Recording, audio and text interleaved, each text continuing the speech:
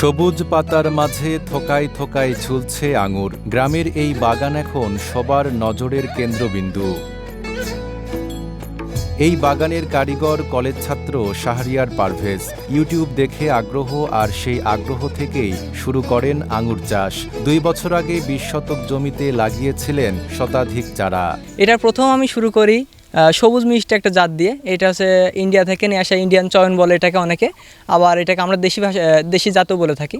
তো এইটা থেকে আমার প্রথমে আঙুরের যাত্রা শুরু। তার বাগানে রয়েছে দেশি বিদেশি নানা প্রজাতির ২৩ জাতের আঙুর, যার কিছু জাত দেশে একেবারেই নতুন। এখন প্রতিদিনই বাগান দেখতে ভিড় করছেন দর্শনার্থীরা। অনেকেই কিনছেন চারা, নিচ্ছেন চাষের পরামর্শ। কলেজ পড়ুয়া ছাত্র এই যে ক্ষেতটা বানিয়েছে, এ থেকে আমাদেরও আগ্রহ প্রকাশ হচ্ছে যে আমরাও ভবিষ্যতে এরকম একটা বাগান করব। আমরা ভাবতেও পারিনি যে আমাদের বড় ভাই এভাবে এই চাষটা সফল হবে। তার প্রথম ২ বছরের মাথায় সে সফল হয়েছে। প্রথমত সে বাগানে বসে কাজ করতো, আমরা দেখতাম, আমরা ভাবতাম হয়তো বা সম্ভব না, কারণ আমরা এই চাষটা বাইরেই শুধু দেখেছি, গ্রামে এই চাষটা দেখি না কখনো। আমার বাপ চাচারা আর কি মজা ঠাট্টা করতো, কিন্তু এখন তার উন্নতি দেখে আসলেই মন ভরে যাচ্ছে। এত সুন্দর সফলতা আসবে আমরা ভাবিনি। এটা ভালো লাগছে। পয়লা তো ভালো লাগতো না, কিন্তু ২ বছর ধরে কি চাষ করছে, আমরা তো এখন ফল আসছে, এখন খুব মজা লাগছে। প্রথম বছর ফলন কম হলেও এবার এসেছে সফলতা। খরচ বাদ দিয়েও লক্ষাধিক টাকা আয় হবে বলে আশা করছেন এই তরুণ উদ্যোক্তা।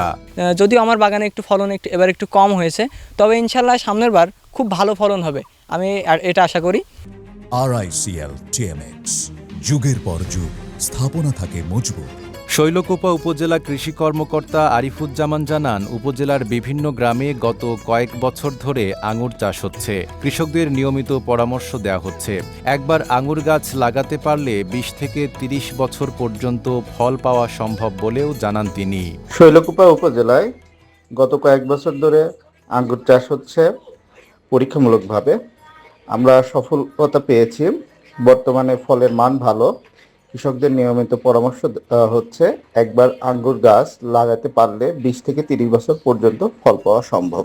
ঝিনাইদহের শৈলকুপা উপজেলার মির্জাপুর ইউনিয়নের যোগীপাড়া গ্রামের কলেজ ছাত্র শাহরিয়ার পারভেজ। একসময় যাকে নিয়ে হয়েছিল তুচ্ছ-তাচ্ছিল্য, সেই উদ্যোক্তাই এখন অন্যদের অনুপ্রেরণা। নাইম আরাবী, ঢাকা পোস্ট।